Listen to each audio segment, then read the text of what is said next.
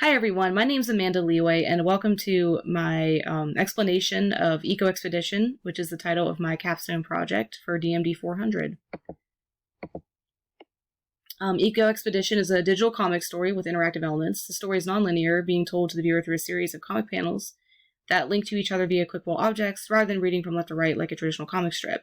The story centers around a tuxedo cat named Oreo who ventures with the player throughout the panels, completing various tasks that encourage environmental conservation as well as user participation. Oreo herself is based, off of my tuxedo cat in real life named Oreo. So her cartoon design reflects a lot of the features that my kitty cat has. And once again, this story is for, the intended audience is for children. Obviously through the use of bright colors, cartoony style, a little bit of humor here and there, kind of cutesy elements, but still kind of gets the overall message across, I believe, with environmental awareness to children. Research inspiration included point and click games like Putt Putt and Pajama Sam. Those were like games I, was learned about and even played a little bit of when I was a kid, so like that did bring some inspiration for me. I mostly took inspiration from my job as a comic artist and illustrator. And writer. So I do have experience with storytelling, and also, comic illustration. So I wanted to incorporate those aspects into my capstone project. I also took, inspiration from, recycling, composting, things that are messages about the environment that are easy to be, illustrated to children.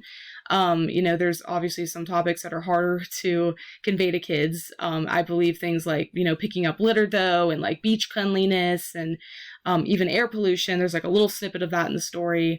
I think I get those messages across to kids pretty effectively. And I also took inspiration from like, games, like even mobile games where you're, meant to, tap or click on something that, links you from one part to the next in the story or sequence.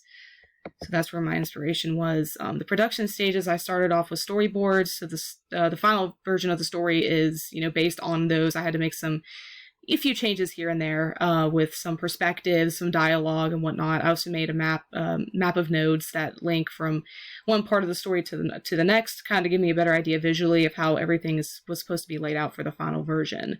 So yeah, everything for the final story is based on those storyboards. That's just a snippet of one of them. But yeah, so the story pretty much turned out how I envisioned it. Oreo, the tuxedo cat. So there's some character development and concept art of her. Couple little minor changes for the final version, but that's, basically her design overall for it. And then I also included a screenshot of the inking process. The original story, as you could see, the original title was called Quadruped Quest, which really didn't hit the nail on the head with the whole eco-friendly message I was trying to convey. So I think Eco Expedition, I wanted to keep that alliteration going into the title change. So I think that's a little more effective in conveying the actual message of the story. I also included a color palette. These are just the most frequently used colors in the story. I didn't obviously include a palette for every single one of them. That would have taken way too long. So these are mostly for, the colors of Oreo, the colors of some of the backgrounds, the frequently used colors for that. The yellow gold, which is, those are any objects that are clickable in the story that progress the user are highlighted in gold. And any ones that have like a lavenderish color are highlighted with that color and have a glow around them. And those are meant to, give the player and user some facts, like did you know facts about the environment. I also just took a screenshot of the build mode in InVision as I was prototyping this. So you can see that there is some hotspots lit up there that I was able to link from one part of the story to the next. And I did that with each panel, forward arrows and back arrows in case the user wants to click back and forth. And here's just the overall layout of Eco Expedition and InVision. Of course, if you scroll down, there's a lot more panels, but that's basically the layout. I used Photoshop primarily for this project to design and illustrate, and then import everything into InVision and did the prototyping. Also, in the final stages of after finishing the illustrations, I added in speech bubbles and dialogue. So I was able to get all that done in a pretty reasonable amount of time. Outcomes and insights.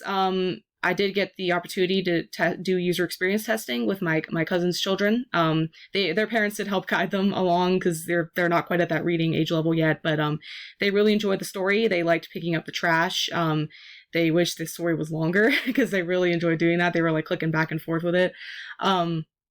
but they enjoyed it overall. And I think the outcomes proved to be successful. You know, the story turned out how I originally envisioned it. Of course, there were changes throughout the production process. I learned to just let the creative juices flow instead of striving for absolute perfection. I welcomed all feedback and constructive criticism from both faculty and peers, and it definitely helped push my project in the right direction.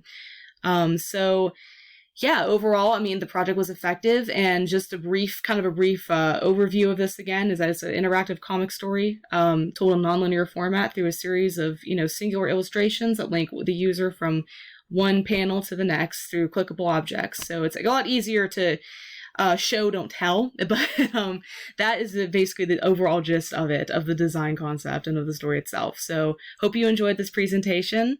Thank you, and have a great day.